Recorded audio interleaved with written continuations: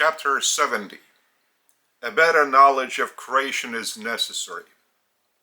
Creation, the whole of creation, is a living energy system, and everything is interacting within it. Therefore, to have a harmonious operation within this interaction, it is necessary to know creation well. It is impossible not to violate this interaction without knowing it.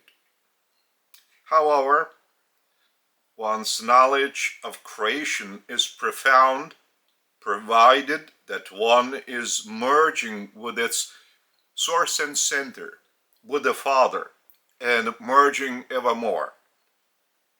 It is impossible to know the operation of creation without Him, the Father. In this case, it is possible only to produce plenty of problems to oneself. Some of you already begin to comprehend it, as you see how much is in chaotic and plundering way and exclusively out of your selfish interests. Forests being devastated, oil and gas are being pumped, wildlife are being annihilated, fish are being ravaged, nature is being contaminated, ever larger cities are being built, which introduce more confusion and criminal activities into that very community that plans the construction of this very city. There is not a single life form throughout creation that would harm itself, that would contradict the law of the Father's love. Therefore, the lowest life form, a material life, has either instincts to follow, to survive in a long evolutionary chain, being unable to do harm to itself, or possesses a free will, and being at the very bottom of the evolutionary ladder, man, the only material life form possessing free will, receives the monitor from the Father to help him use his free will in a wiser manner. The biggest obstacle for man is the haughtiness of his inner ego.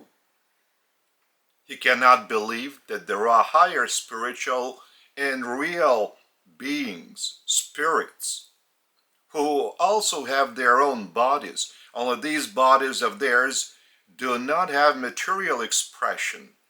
Thus, it would be more appropriate to call them individual forms of energy vibration rather than the bodies. Each of them is as individual and different as that which you call a material body, which seems to you individual and different.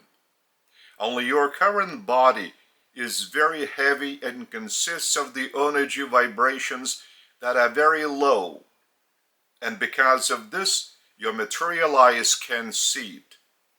Our vision is the reflection of such a high energy vibration in our consciousness, individual consciousness, that matter as the lowest form of energy vibration is not seen and registered by many spirit orders. Therefore, such small bodies or buildings of yours do not exist to them altogether. Thus, to get an idea of their significance in your life, they have to receive adequate clarification from other spirits of lower vibration by comparing the form and spiritual structure that is of equal significance and service for them on their spiritual level. Since you cannot perceive these things with your mind, nor see them with your own eyes, you do not believe that there are higher spiritual helpers of yours who are real, alive, and acting for your benefit. And because of this, you fail to accept a simple idea that you can receive assistance from greater and more profound minds to the effect of how you might lead a meaningful life.